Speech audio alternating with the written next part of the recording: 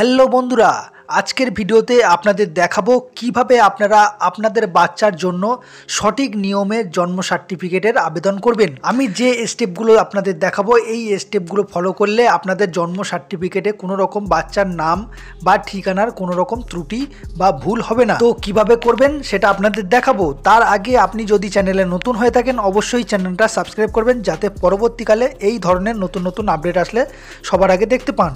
তো চলুন ভিডিওটা শুরু করা যাক।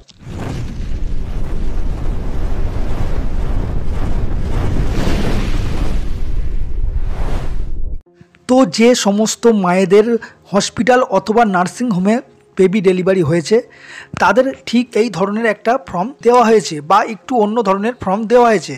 তো এই ফর্মটিকে আপনারা সঠিকভাবে ফিল আপ করবেন, তাহলেই কিন্তু আপনাদের বাচ্চার জন্ম সার্টিফিকেটটা সঠিকভাবে আসবে।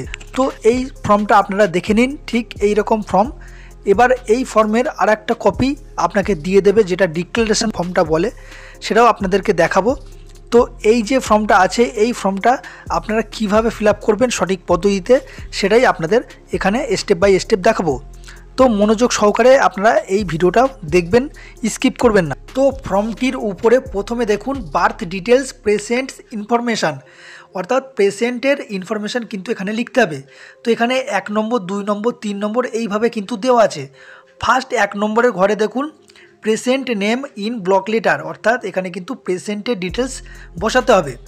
তো পেশেন্ট নেম যে আছে, যিনি পেশেন্ট আছে বা বাচ্চার মা আছেন ওনার নাম এখানে ব্লক লেটার বা বড় হাতের অক্ষরে একটা একটা করে বসিয়ে দেবেন টাইটেল সহ।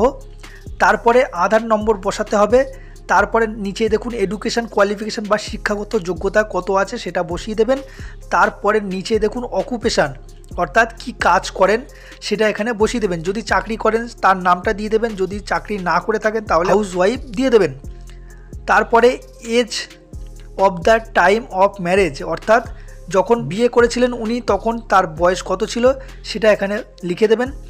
Age of time of birth, অর্থাৎ বাচ্চা যখন ডেলিভারি করছেন বা ডেলিভারি হয়েছে সেই সময়ের বয়স কত সেটা এখানে বসিয়ে দেবেন।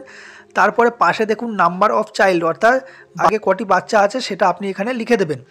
যদি এটাই প্রথম বাচ্চা হয় সেক্ষেত্রে ফার্স্ট বা 1 নম্বর দিয়ে দেবেন। যদি আগে কোনো বাচ্চা থাকে 1 নম্বর 2 নম্বর এইভাবেও কিন্তু বসিয়ে দেবেন যে কটি বাচ্চা আছে। তারপরে নিচে দেখুন 2 নম্বরে husband name in block letter, অর্থাৎ এখানে হাজব্যান্ডের ডিটেলস বসাতে হবে। তো হাজব্যান্ডের নামটা এখানে লিখে দেবেন ব্লক লেটারে। তারপরে আধার নম্বর বা হাজব্যান্ডের আধার নম্বর দিয়ে দেবেন। এডুকেশান কোয়ালিফিকেশান কত আছে বা শিক্ষাগত যোগ্যতা হাজব্যান্ডের কত সেটা এখানে লিখে দেবেন। অকুপেশান এখানে কি কাজ করেন হাজব্যান্ড সেটা এখানে লিখে দেবেন। তারপরে 3 নম্বর ঘরে দেখুন পার্মানেন্ট অ্যাড্রেস, অর্থাৎ এখানে অ্যাড্রেস বসাতে হবে। তো এখানে আপনি যেখানে থাকেন পার্মানেন্ট সেখানকার অ্যাড্রেস এখানে দিয়ে দেবেন। ভিলেজ বা গ্রাম এখানে লিখে দেবেন পরিষ্কার করে বড় হাতের অক্ষরে। পোস্ট অফিসের জায়গায় পোস্ট অফিসের নাম লিখে দেবেন। পুলিশ স্টেশনের ঘরে এখানে আপনাদের যে থানা আছে সেটা লিখে দেবেন। ডিস্ট্রিক্ট আপনি কোন জেলায় আপনার বসবাস সেটা আপনি এখানে লিখে দেবেন। সাব ডিস্ট্রিক্ট বা এখানে ব্লক যেটা আছে আপনি সেটা দিয়ে দেবেন। মিউনিসিপ্যালিটি, অর্থাৎ আপনি যদি পৌরসভার অন্তর্গত ব্যক্তি হয়ে থাকেন তাহলে কোন পৌরসভা তার নাম দিয়ে দেবেন। পিন নম্বরের ঘরে পিন নম্বর দিয়ে দেবেন। এবার পঞ্চায়েত এলাকায় যদি আপনার বসবাস হয় সেক্ষেত্রে আপনারা পঞ্চায়েতের নামটা এখানে লিখে দেবেন। পুরো ডিটেলস কিন্তু আপনাকে সঠিকভাবে ফিল আপ করতে হবে, না হলে আপনার বাচ্চার জন্ম সার্টিফিকেটে কিন্তু সমস্ত কিছু ডিটেলস ভুল আসবে। তো এবার নিচে দেখুন 4 নম্বর ঘরে address at the time of birth, অর্থাৎ এই অ্যাড্রেসটা যেখানে বাচ্চাটি জন্মগ্রহণ করেছে, যদি হসপিটাল বা নার্সিংহোমে হয় সেক্ষেত্রে আপনাকে বসানোর দরকার নেই, এটা ওখান থেকেই বসিয়ে দেবে, অথবা এটা না ওরাই সমস্ত কিছু করে দেবে। আপনি তো এই ডিটেলসটা পাবেন না, তার জন্য আপনাকে এটা বসাতে হবে না।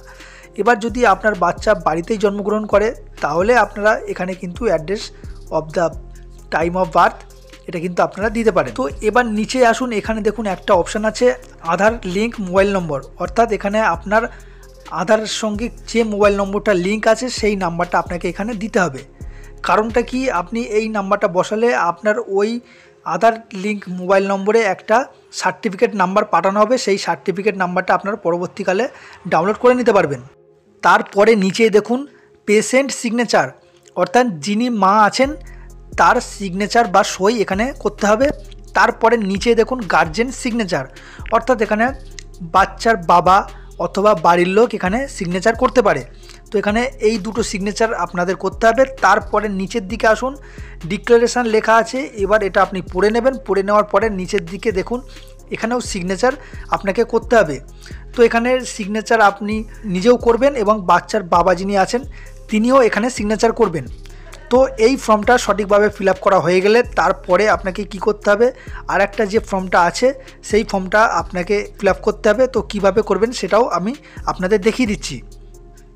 তো দেখুন এখানে লেখা আছে ঘোষণাপত্রটি নিম্নরূপ এইরকম হবে। তো এখানে মাননীয় পৌরপ্রধান বা এখানে পঞ্চায়েত এলাকায় যদি হসপিটালটা হয় সেক্ষেত্রে কিন্তু এখানে মাননীয় গ্রাম পঞ্চায়েত প্রধান এখানে এরকম লেখা থাকবে। তো এবার এখানে দেখুন মহাশয় আমার নিম্ন স্বাক্ষরকারী পিতার নাম, এখানে পিতার নামটা বাচ্চার পিতার নাম এখানে লিখতে হবে। মাতার নামের জায়গায় মাতার নাম বা মায়ের নামটা লিখতে হবে। তারপরে এখানে ঠিকানাটা ছোট করে আপনারা শর্টে লিখে দেবেন। স্থায়ী বাসিন্দা গত ইংরেজি কত তারিখে আপনার বেবি ডেলিভারি হয়েছে সেই তারিখটা দিয়ে দেবেন এবং কোন হাসপাতাল বা নার্সিংহোমে হয়েছে সেটা আপনি এখানে লিখে দেবেন। লিখে দেওয়ার পরে যদি নার্সিংহোমে হয় সেক্ষেত্রে নার্সিংহোমের উপরে টিক দেবেন, যদি হাসপাতাল হয় তার উপরে টিক দেবেন। তারপরে দেখুন আমাদের একটি পুত্র অবলিক দিয়ে কন্যা সন্তানের জন্ম হয়, যার নাম রেখেছি, এখানে নামটা কি রেখেছেন সেটা আপনি এখানে লিখে দেবেন ইংরেজিতে বড় হাতের অক্ষরে। তো এবার আপনাদের যেটা বলি, এখানে যদি পুত্র সন্তান হয় সেক্ষেত্রে পুত্রের ওপরে টিক দেবেন, যদি কন্যা সন্তান হয় তার উপরে টিক দেবেন। দেওয়ার পরে আপনারা এই নামটা সঠিকভাবে লিখবেন। সঠিকভাবে যদি না লিখতে পারেন তাহলে কিন্তু পরবর্তীকালে নামের অক্ষরের জন্য ভুল আসতে পারে। জন্ম সার্টিফিকেট আপনারা পরিষ্কার করে এখানে বড় হাতের অক্ষরে নামটা লিখবেন। তারপরে নিচে পিতার সহির জায়গায় বাচ্চার বাবা সই করবে, মাতার সহির জায়গায় বাচ্চার মা এখানে সই করবে। তারপরে নিচে তারিখের জায়গায় যে তারিখে এই ফর্মটা আপনারা ফিল আপ করলেন সেই তারিখটা এখানে নিচে বসিয়ে দেবেন।